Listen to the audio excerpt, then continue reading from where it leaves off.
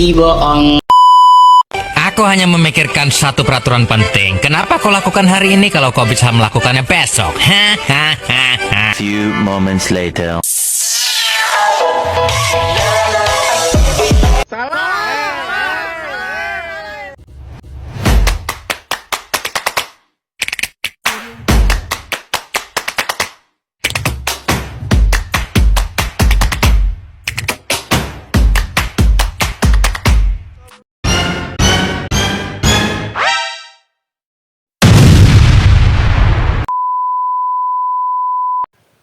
Shalom semuanya, perkenalkan saya Yandu Gela. Saya berasal dari Institut Agama Kristen Negeri Kupang, Fakultas Ilmu Sosial Keagamaan Kristen, dengan program studi Psikologi Kristen. Pada kesempatan kali ini saya akan membahas materi tentang yang pertama, konsep dasar psikometri, pengertian, tujuan, manfaat, dan prinsip-prinsip psikometri. Yang kedua, pengertian variabel laten dan variabel manifest. Yang ketiga, pengukuran variabel laten dan variabel X dan Y. Yang keempat, variabel moderator dan variabel kontrol. Yang kelima, pengertian tes psikologi, tujuan tes psikologi, manfaat tes psikologi, dan jenis-jenis tes psikologi. Yang keenam, teori tes klasik dan tes modern. Sekarang kita akan masuk ke pembahasan, yaitu yang pertama, pengertian psikometri. Psikometri atau pengukuran psikologis adalah cabang ilmu psikolog yang mendalami seluk-beluk pengukuran dan analisis berbagai perbedaan antar individu, sehingga dapat dikatakan bahwa psikometri mempelajari perbedaan antar individu dan antar kelompok. Aktivitas utama dalam psikometri meliputi konstruksi atau penyusunan berbagai teori psikologi, menjadi alat ukur psikologi atau alat tes psikologi, serta pengembangan dan analisis data hasil pengukuran tersebut. Psikometri merupakan sebuah upaya untuk mendukung paradigma penilaian psikolog berbasis bukti. Menurut paradigma ini, pemenuhan kualitas psikometri yang baik merupakan sebuah syarat perlu, tetapi belum memadai, untuk menghasilkan penilaian atau asesmen yang baik. Asesmen yang baik merupakan kombinasi antar karakteristik psikometris yang terbaik dan karakteristik kontekstual dari orang atau kelompok yang dikenal pengukuran, baik konteks fisik, bahasa, preferensi, kesejarahan, maupun budaya.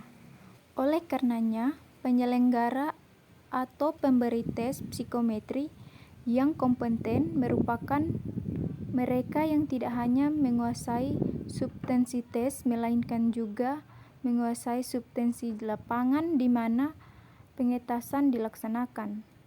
Pada awalnya, aktivitas psikometri dilakukan dalam upaya mengukur kecerdasan. Namun, sejalan dengan perkembangannya, saat ini aktivitas psikometri banyak dipakai dalam bidang ilmu sosial, terutama pendidikan dan psikologi, mencangkup pengukuran pengetahuan, kemampuan, sikap, dan kepribadian. Salah satu hasil dari aktivitas psikometri adalah tes psikologi atau psikotes. Selanjutnya, tujuan psikometri. Tujuan utama psikometri adalah untuk memperoleh pengukuran yang akurat, objektif, dan dapat dipercaya terhadap karakteristik psikologis individu. Secara lebih rinci, tujuan psikometri dapat diuraikan sebagai berikut. Yang pertama, mengukur variabel psikologis secara kuantitatif. Psikometri bertujuan untuk mengubah fenomena psikologis yang bersifat abstrak menjadi data numerik yang dapat dianalisis. Yang kedua, menyediakan dasar pengambilan keputusan. Hasil pengukuran psikometri digunakan sebagai dasar dalam pengambilan keputusan di berbagai bidang seperti pendidikan, klinis, dan industri. Yang ketiga, membandingkan individu atau kelompok. Psikometrik memungkinkan perbandingan antar individu maupun kelompok berdasarkan karakteristik tertentu. Yang keempat, mengembangkan instrumen pengukuran. Psikometri bertujuan untuk menciptakan alat ukur yang memenuhi standar ilmiah sehingga dapat digunakan secara luas. Yang kelima, mengevaluasi kualitas alat ukur. Psikometri juga berfungsi untuk menguji apakah suatu instrumen sudah valid dan reliabel. Selanjutnya, manfaat psikometri. Psikometri memiliki peran yang sangat penting dalam berbagai bidang kehidupan. Adapun manfaat psikometri antara lain, yang pertama, bidang pendidikan. Psikometri digunakan untuk mengukur kemampuan akademik, kecerdasan, serta hasil belajar peserta didik. Selain itu, psikometri juga membantu dalam proses evaluasi pembelajaran. Yang kedua, bidang industri dan organisasi. Dalam dunia kerja, psikometri digunakan untuk proses seleksi, penempatan, serta pengembangan karyawan. Dengan menggunakan alat ukur yang tepat, organisasi dapat memperoleh sumber daya manusia yang sesuai dengan kebutuhan. Yang ketiga, bidang klinis. Psikometri berperan dalam membantu diagnosis kondisi psikologis individu, seperti gangguan mental, serta dalam merancang intervensi yang tepat. Yang keempat, bidang penelitian. Dalam penelitian, psikometri digunakan untuk memperoleh data yang valid dan reliabel sehingga hasil penelitian dapat dipertanggungjawabkan secara ilmiah. Yang kelima, bidang sosial. Psikometri juga digunakan untuk mengukur sikap, opini, dan persepsi masyarakat terhadap berbagai fenomena sosial. Berikut prinsip-prinsip psikometri. Dalam pelaksanaannya, psikometri didasarkan pada beberapa prinsip dasar yang harus dipenuhi oleh setiap alat ukur, yaitu yang pertama, validitas.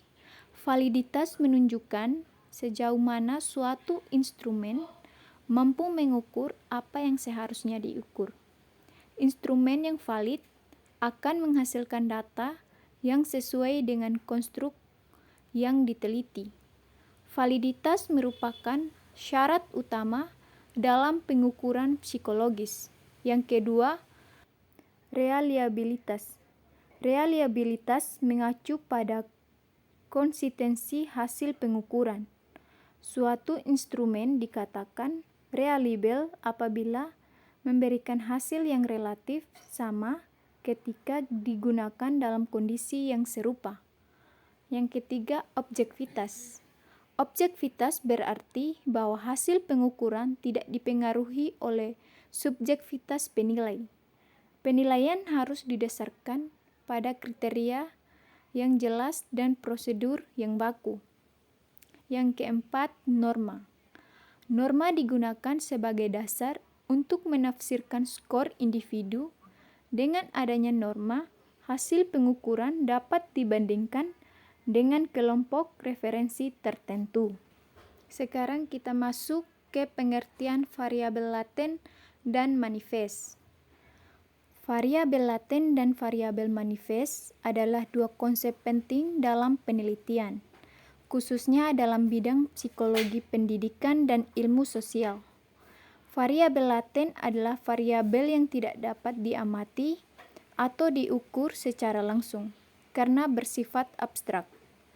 Variabel ini biasanya berupa konstruk atau konsep teoritis yang menggambarkan kondisi psikologis atau sosial seseorang. Misalnya seperti motivasi, kecerdasan, sikap, kepuasaan, dan kepercayaan diri. Karena tidak bisa dilihat secara langsung, variabel laten tidak dapat diukur dengan satu alat ukur saja. Oleh karena itu, peneliti perlu menggunakan beberapa indikator untuk merepresentasikannya. Variabel laten hanya bisa diketahui melalui hasil pengukuran dari indikator-indikator tersebut. Sementara itu, variabel manifest adalah variabel yang dapat diamati dan diukur secara langsung. Variabel ini bersifat konkret dan biasanya berupa data yang diperoleh dari hasil pengukuran nyata, seperti skor tes, jawaban kuesioner, tingkat kehadiran, atau perilaku yang tampak. Variabel manifest berfungsi sebagai indikator atau representasi dari variabel laten. Dengan kata lain, variabel manifest digunakan untuk membantu peneliti mengukur sesuatu yang sebenarnya tidak bisa diukur secara langsung. Hubungan antara keduanya sangat erat. Variabel laten tidak dapat berdiri sendiri tanpa adanya variabel manifest.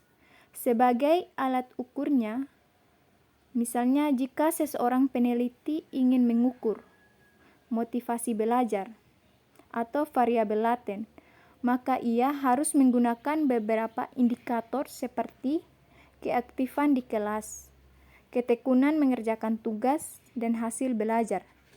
Indikator-indikator inilah yang disebut variabel manifest. Dengan demikian, dapat disimpulkan bahwa variabel laten merupakan konsep abstrak yang menjadi fokus utama penelitian. Sedangkan variabel manifest adalah bentuk nyata yang dapat diukur untuk merepresentasikan variabel laten tersebut. Keduanya saling melengkapi dalam proses pengukuran dan analisis data dalam penelitian ilmiah. Selanjutnya, pengukuran variabel laten dan variabel X dan Y.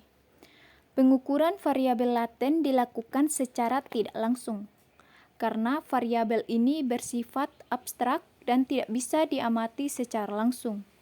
Oleh karena itu, peneliti menggunakan indikator-indikator yang dapat diukur atau variabel manifest seperti jawaban kuesioner, skor tes, atau perilaku yang tampak.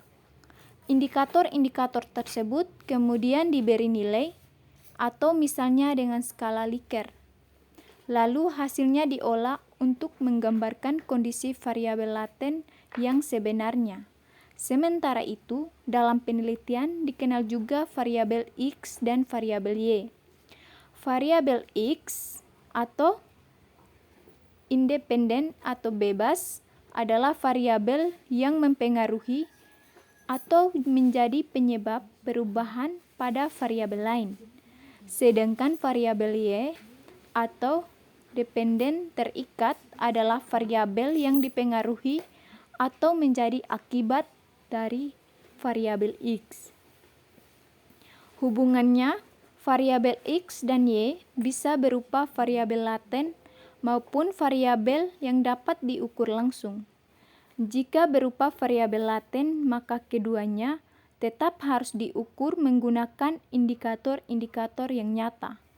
Jadi, variabel laten menjelaskan apa yang ingin diteliti, sedangkan variabel X dan Y menjelaskan peran variabel dalam hubungan penelitian.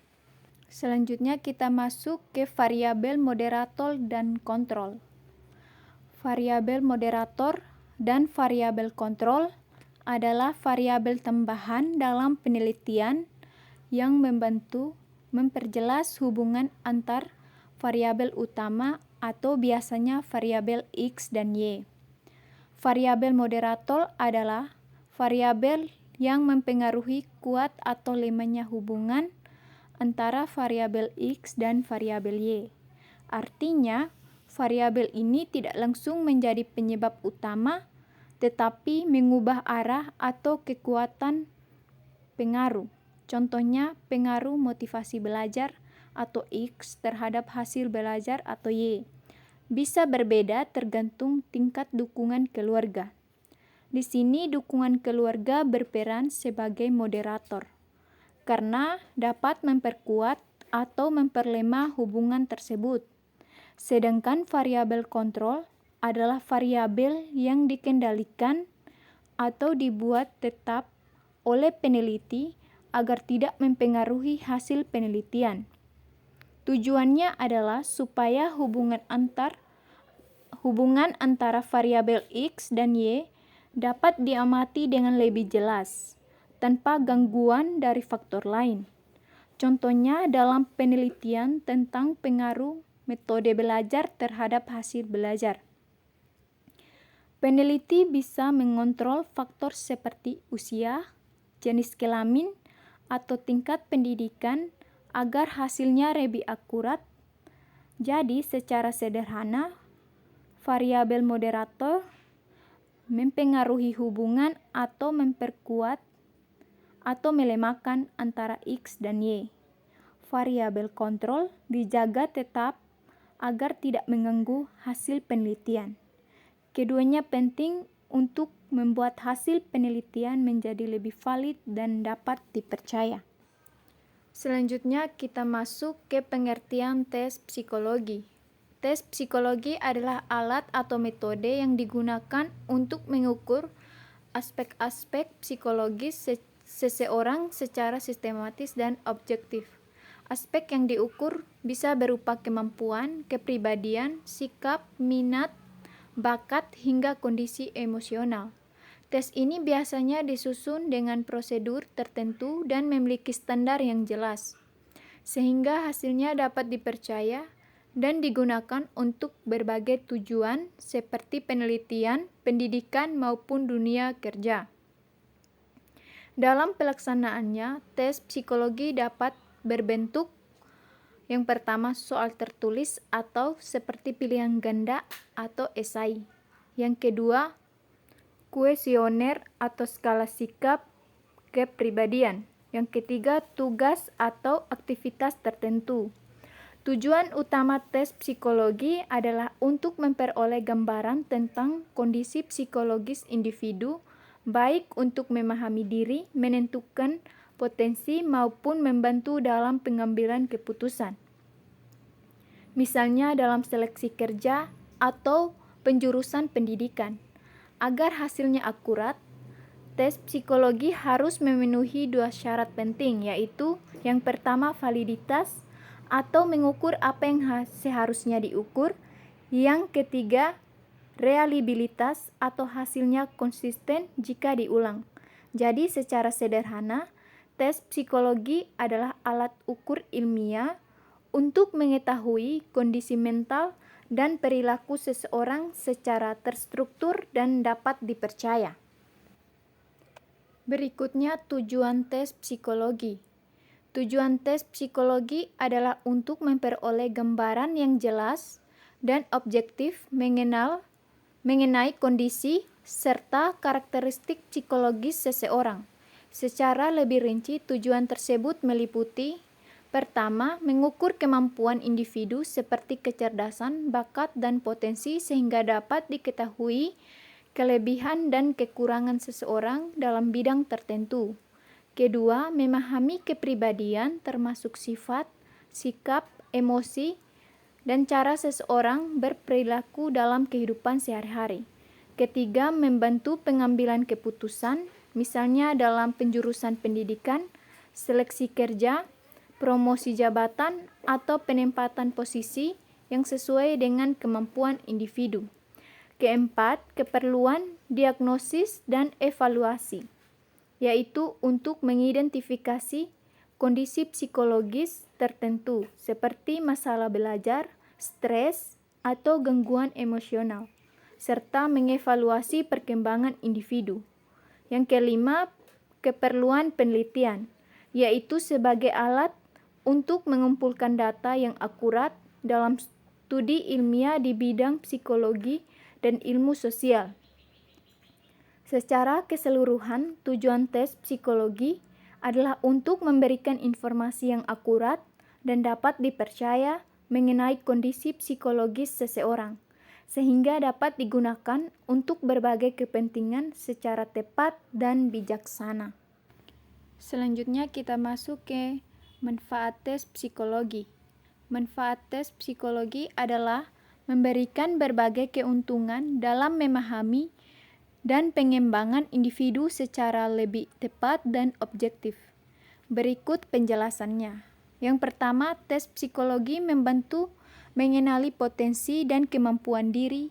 Melalui tes ini, seseorang dapat mengetahui kelebihan dan kekurangannya, seperti tingkat kecerdasan, bakat, atau minat. Yang kedua, tes psikologi bermanfaat untuk memahami kepribadian individu. Hasil tes dapat menggambarkan sifat, sikap, serta cara seseorang berperilaku, sehingga memudahkan dalam memahami diri sendiri maupun orang lain. Yang ketiga, tes psikologi membantu dalam pengambilan keputusan, misalnya dalam memilih jurusan, pendidikan, karir, atau pekerjaan yang sesuai dengan kemampuan dan minat. Keempat, tes psikologi digunakan dalam proses seleksi dan penempatan. Banyak lembaga pendidikan dan perusahaan menggunakan tes ini untuk menyeleksi serta menempatkan individu pada posisi yang benar. Yang kelima, tes psikologi bermanfaat untuk identifikasi masalah psikologi. Tes ini dapat membantu mendeteksi adanya kesulitan belajar, stres, atau gangguan emosional sehingga dapat ditangani lebih dini. Keenam, tes psikologi juga berguna untuk penelitian ilmiah karena dapat menghasilkan data yang lebih objektif dan terukur dalam bidang psikologi dan ilmu sosial. Secara keseluruhan, manfaat tes psikologi adalah untuk membantu memahami, menilai, dan mengembangkan potensi individu secara lebih akurat dan sistematis. Selanjutnya kita masuk ke jenis-jenis tes psikologi. Jenis-jenis tes psikologi dapat dibedakan berdasarkan aspek yang diukur dan tujuan penggunaannya. Berikut penjelasan utama. Yang pertama, tes intelijensi atau kecerdasan. Tes ini digunakan untuk mengukur tingkat kecerdasan seseorang, seperti kemampuan berpikir, memahami, memecahkan masalah, dan bernalar. Hasilnya biasanya dinyatakan dalam bentuk IQ. Yang kedua, tes bakat. Tes ini bertujuan untuk mengetahui potensi atau kemampuan khusus yang dimiliki seseorang dalam bidang tertentu, misalnya bakat verbal, numerik, mekanik, atau artistik. Yang ketiga, tes minat.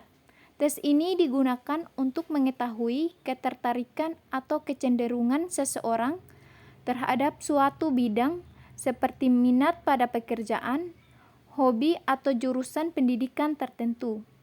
Yang keempat, tes kepribadian. Tes ini bertujuan untuk mengukur karakteristik kepribadian seperti sikap, emosi, cara berinteraksi, dan pola perilaku individu. Yang kelima, tes prestasi. Tes ini digunakan untuk mengukur hasil belajar atau pencapaian seseorang dalam suatu bidang, misalnya nilai ujian di sekolah. Yang keenam, tes proyektif.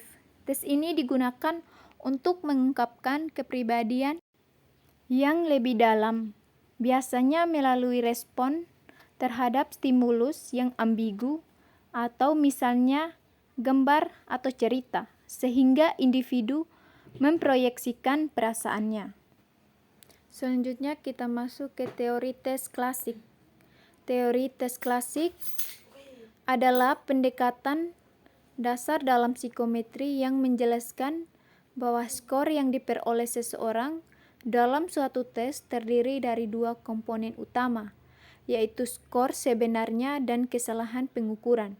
Secara sederhana, teori ini menyatakan bahwa skor tampak sama dengan skor sebenarnya tambah kesalahan atau error. Artinya nilai yang kita lihat dari hasil tes belum tentu mencerminkan kemampuan yang sesungguhnya secara sempurna, karena masih dipengaruhi oleh berbagai kesalahan seperti kondisi fisik, suasana hati, lingkungan, atau alat ukur yang kurang tepat. Skor sebenarnya adalah nilai yang mencerminkan kemampuan asli individu jika diukur tanpa kesalahan, sedangkan error atau kesalahan adalah faktor yang menyebabkan hasil pengukuran menjadi tidak akurat. Tujuan utama dari teori teks klasik adalah untuk, yang pertama, meminimalkan kesalahan pengukuran. Yang kedua, meningkatkan reliabilitas atau keajengan alat tes, dan memastikan bahwa tes dapat memberikan hasil yang konsisten. Dalam teori ini juga dikenal beberapa konsep yang penting, seperti reliabilitas, sejauh mana hasil tes konsisten. Yang kedua, validitas, sejauh mana tes mengukur apa yang seharusnya diukur. Yang ketiga, analisis butir soal, untuk melihat kualitas setiap soal dalam tes. Teori tes klasik menekankan bahwa setiap hasil tes tidak sepenuhnya murni, karena selalu ada unsur kesalahan. Oleh karena itu, diperlukan alat ukur yang baik agar hasilnya mendekati kemampuan sebenarnya dari individu. Sekarang kita akan masuk teori tes modern. Teori tes modern dalam psikometri biasanya merujuk pada item respon teori atau teori respon butir, yaitu pendekatan yang lebih maju dibandingkan teori tes klasik. Dalam teori ini, penilaian tidak hanya melihat skor total, tetapi menganalisis setiap butir soal atau item dan kemampuan individu secara lebih detail. Fokus utamanya adalah hubungannya antara kemampuan seseorang dengan karakteristik soal. Inti dari teori tes modern adalah bahwa peluang seseorang menjawab suatu soal dengan benar tergantung pada tingkat kemampuannya dan tingkat kesulitan soal tersebut. Beberapa konsep penting dalam teori ini. Yang pertama, kemampuan individu atau ability, tingkat kemampuan seseorang. Yang kedua, tingkat kesulitan soal atau apakah soal mudah atau sulit. Yang ketiga, daya pembeda atau kemampuan soal membedakan orang yang pintar dan kurang. Peluang menebak atau kemungkinan menjawab benar karena tebakan. Berbeda dengan teori tes klasik yang lebih menekankan skor total, teori tes modern melihat setiap item secara terpisah, hasilnya lebih akurat dan detail, tidak terlalu bergantung pada kelompok peserta yang mengerjakan tes. Kelebihan teori tes modern, hasil pengukuran yang lebih tepat dapat digunakan untuk membuat tes adaptif atau soal menyesuaikan kemampuan. Analisis soal lebih mendalam. Demikian penjelasan dari saya. Semoga materi ini bisa bermanfaat dan menambah pemahaman kita semua. Terima kasih dan Shalom, Tuhan Yesus memberkati kita semua.